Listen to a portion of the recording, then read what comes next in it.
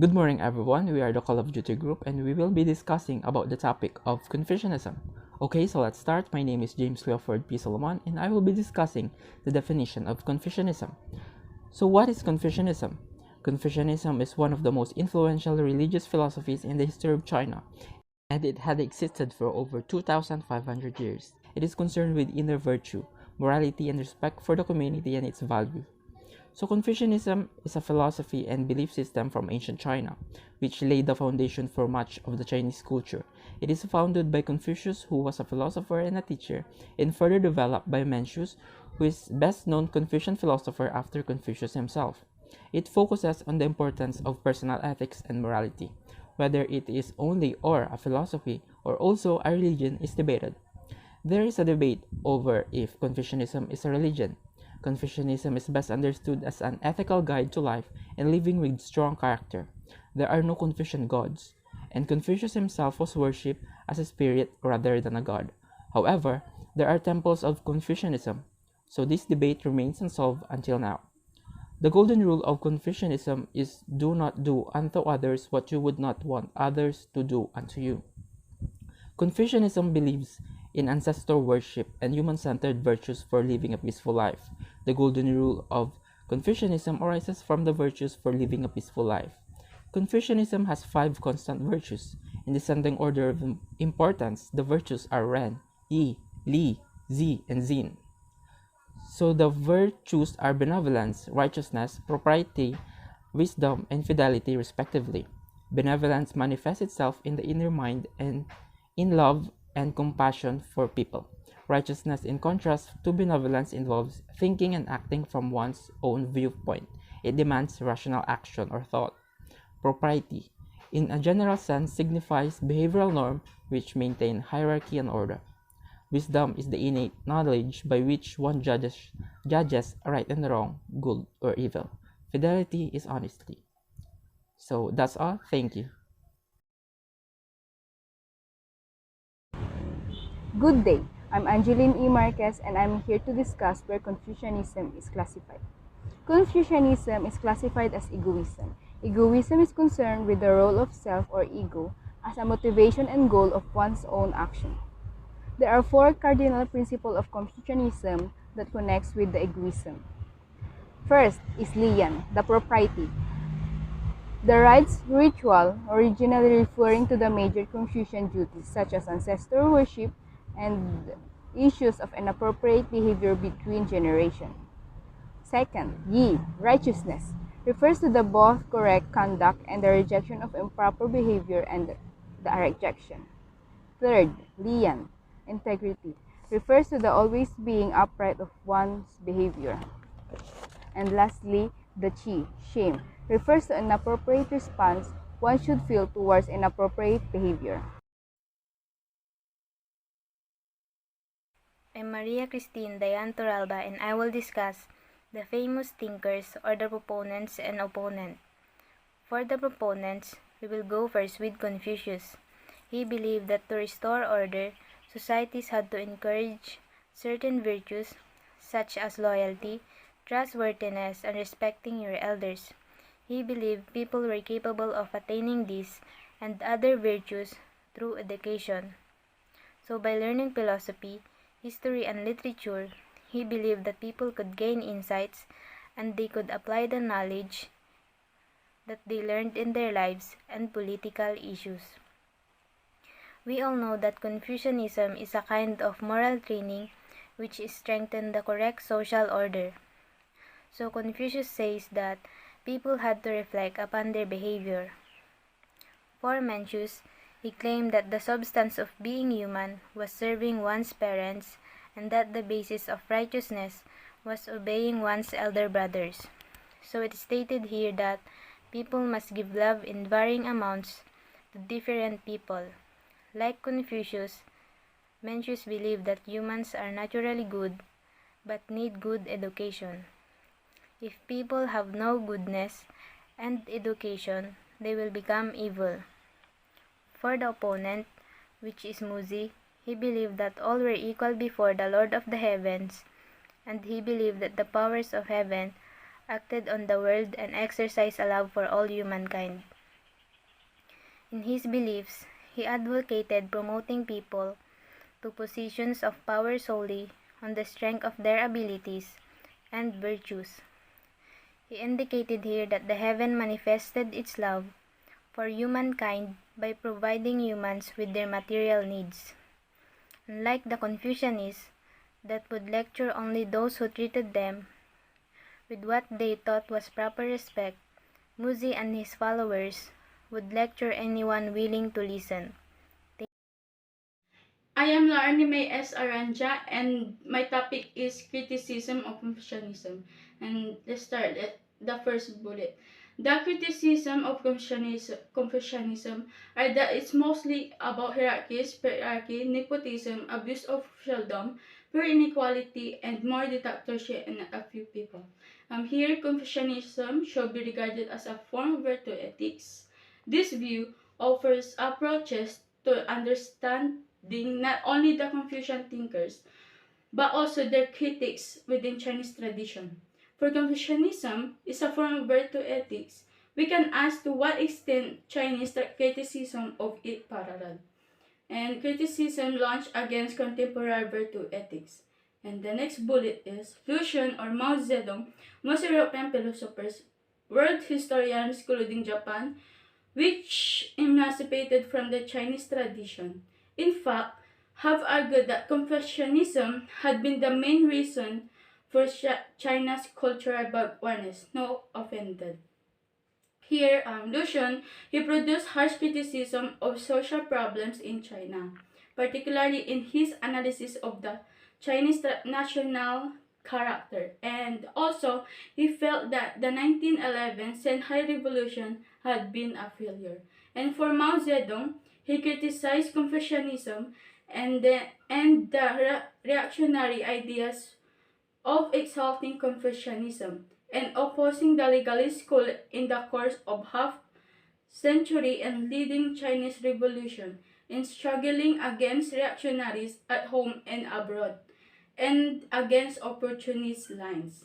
And the last bullet is Lucian criticized Confucianism for shaping Chinese people into the condition they had reached by the late Qing dynasty.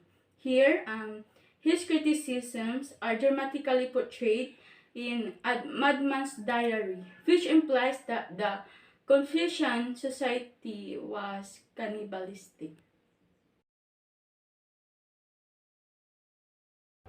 I am Giselle Nawe and I will report the benefits of Confucianism. There are 4 benefits of Confucianism. First, Confucianism can benefit to the ecological civilization. Confucian's vision has offered a kind of wisdom with great inspiration for us.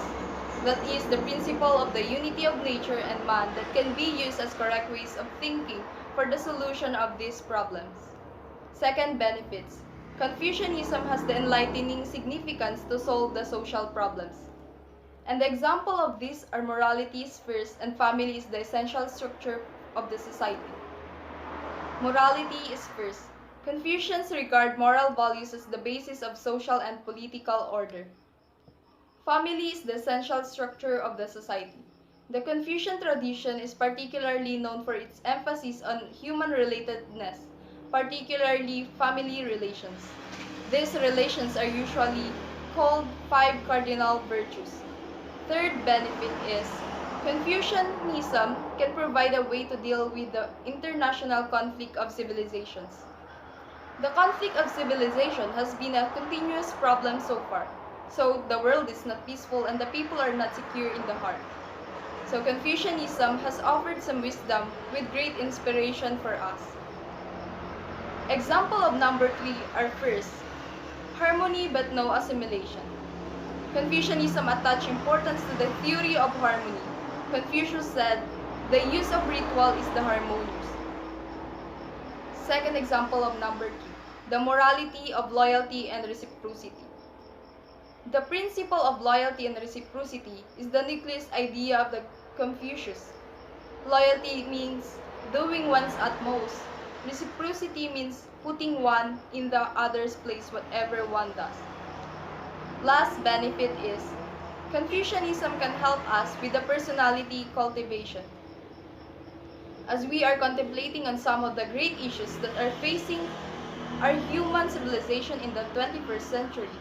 We must collectively recognize that more and more people around us are suffering from extraordinary worry and unhappiness in life. In established world economies and countries, we are now confronting the fact that at least 1 out of 5 people suffers from mental health problems. Confucianism is not only a theory of governing the country, but also a training way developed to be a way of controlling oneself. Confucius educated his students to control their mind and heart and make it conform to the ritual. Confucianism can balance our behavior. It is possible to say that Confucianism is developed to be a level of practical and living philosophy. That's all. Thank you. I am Christine J. Nora, and I am going to talk about the application of Confucianism in the issues of abortion. We all know that the origin of Confucianism is in China, wherein one-child policy is being implemented nationwide by the Chinese government in 1980 in order to limit Chinese families to have one child. It was enacted to address the growth rate of the country's population and was changed its rule in 2016 to allow as many as 2 children. Forced abortion was associated with this policy. A mother was being forced to undergo an abortion by the government, which they employ strong-arm tactics on pregnant mothers. Confucianism has been blamed as a cause of such bad act in Western Asian morality, which is actually a product of a limited societal development. Confucianism is not a dogmatic or a closed philosophy because it emphasizes the community value in family linkage. It also tends to seek harmonious and practical solutions for any ethical issues based on respect for human life and universal love. From the Confucian point of view, relying on abortion is morally wrong, and it is most unfortunate for the reason that it marks the end of potential human life. But in such circumstances, Confucianism point of view is grounded in all things called moral judgment, where pregnancy can be discontinued in any justifiable reason, such as saving mother's life threatened.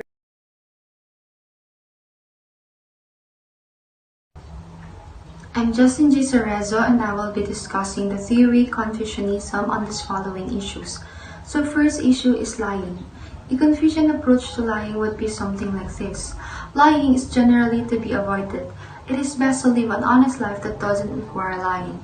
But if lying is necessary to preserve a social relationship, through which we enact our humanity and magnify humanity in the world, then dishonesty is acceptable. Lying is not good. However, in those situations where we speak of the truth will improve the nature of political rule and serve some other social purpose. The second issue is cheating, which relates to zong, which means loyalty. So loyalty is not a devotion directed specifically towards one's superior. Rather, it is directed toward the role one plays. Being loyal means doing one's best in whatever one does. In this sense, loyalty can be defined as doing what one is supposed to do or being loyal to one's role. It constitutes a basic tenet of Confucianism, which is an ethic built on demands on oneself rather than on others. Whatever profession you are in, be it agriculture, commerce, or industry, you should make the strongest effort to be dedicated and honest in all your relationships. Third issue is breaking promises, which relates to sin, which means trustworthiness. So trustworthiness. This virtue encompasses honesty, trust, and sincerity. Your speech and action should be honest. Do not exaggerate, do not be deceitful. No matter what your reputation, if you habitually lie, saying one thing and doing another, then you will acquire a reputation for being unworthy of trust. Last and fourth issue is stealing, which relates to liyan, which means honor, integrity, and incorruptible. If something does not belong to you, you should never desire or take it. Even if something rightfully belongs to you, you should first find out whether taking it will cause harm to others. Take something only if it does not cause harm or pain to others. Whatever you do, act according to your. Good morning, my name is Danica F. Kip, and I'm going to talk about the application of Confucianism in business and media ethics. In business, to Confucius, the ideal person is a scholar bureaucrat, not a successful entrepreneur. His or her priority should be on serving society at large, not on making personal gains and profit. So the question is, does this suggest that Confucian values are completely irrelevant to modern entrepreneurial development?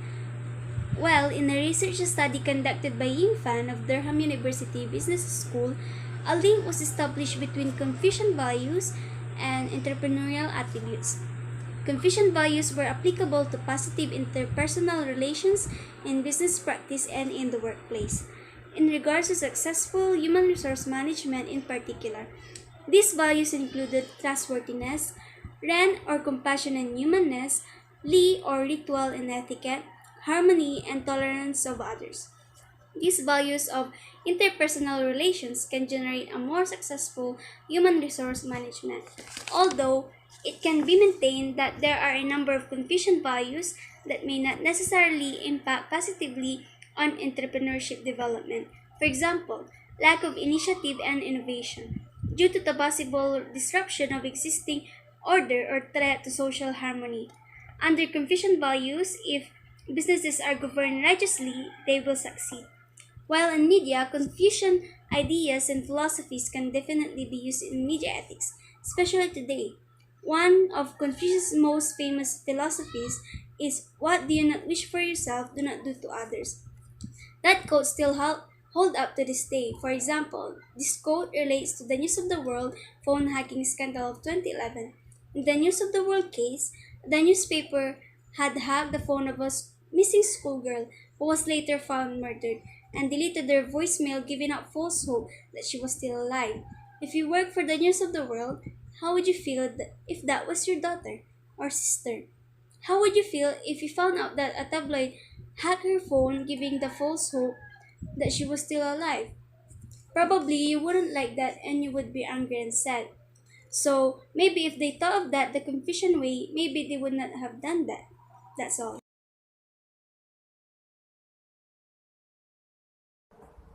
I am Maricar Fernandez. My own evaluation is that Confucius believed that every person was fundamentally good and that learning would be the path that would lead to a perfect being. I agree with the belief of Confucius that every person was fundamentally good, but I disagree with the belief that learning would be the path that would lead to a perfect being. For me, no matter how learned or knowledgeable a person, he or she will never be a perfect person. He or she may still be a good individual or soon to be bad, but perfection will never be a possibility. That's all. Here are the questions that our group came up with. So I'm Liza Landingin and I'll be answering the question, should Confucianism be characterized as a philosophy, a religion, or both? So Confucianism is often characterized as a system of social and ethical philosophy rather than a religion because there are no Confucian gods and Confucius himself is worshipped as a spirit rather than a god. The founder of Confucianism, Master Kong or Confucius, did not intend to found a new religion, but to interpret and revive the unnamed religion of the Zhou dynasty. His teachings gave guidance on all levels of ancient Chinese life, from interaction between family members and in the public sphere to educational standards and how states should be governed. Confucius saw every aspect of life as being made up of obligations between people and entities, and the rituals to convey the mutual dependency between them. His teachings focused on humanism, including treating others the way you would want to be treated. And he thought that if everyone fulfilled their roles and obligations with aspect and kindness towards others, it would build a stronger state. Confucius also did not focus on spiritual concerns like the afterlife, gods and goddesses, or mysticism. This is why Confucianism is often characterized or considered a philosophy rather than a religion, even though it is often lumped in with other major religions. So the next question is, if Confucianism has benefits, what are its drawbacks? So the biggest shortcoming on Confucianism is that it is too idealistic. It is impossible for everyone to have morality. Even people with morality will always be attracted by the material world and lose their morality. Confucianism puts the family first too. When the family is put above the king, it can create some real problems. If a minister has to decide if an action will hurt the rest of the kingdom but improve his family's lives, which is better? We thought that it's the majority over the minority, but Confucianism makes it so that people would need to look out for their own skins basically. My name is Baker Marias and I will answer you some of questions. So the third question is, why is Confucius Analects is important? Analects or Lonyo, it means selected sayings. It's an ancient Chinese book composed of a large collection of sayings and ideas attributed to the Chinese philosopher. Also is mainly about Confucius' words and the life story. The Analects has influenced all thinkers and writers. So the fourth question is Confucianism still relevant in today's world? Yes. Confucius is still practiced mainly in eastern China, also extend to the north and south countries like Vietnam, Korea, and Taiwan. Confucius is so well known because it his sayings and quotes that inspired others today. And for the last question, since Confucianism is one of the most influential religious philosophies in the history of China, what effect did it have on the country's society? Confucianism brought a stability into ancient China. Confucius believed that every person had their place in society. He enforced through his philosophy and turned ancient China into a structured society. Confucius made another impact on society by creating a school.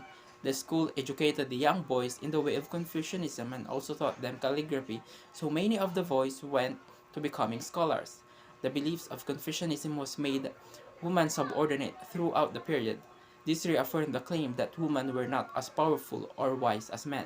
Even though it had many positives, including a boom in society, it also had many drawbacks. And that ends our report. We hope you learned something from us. Thank you for watching.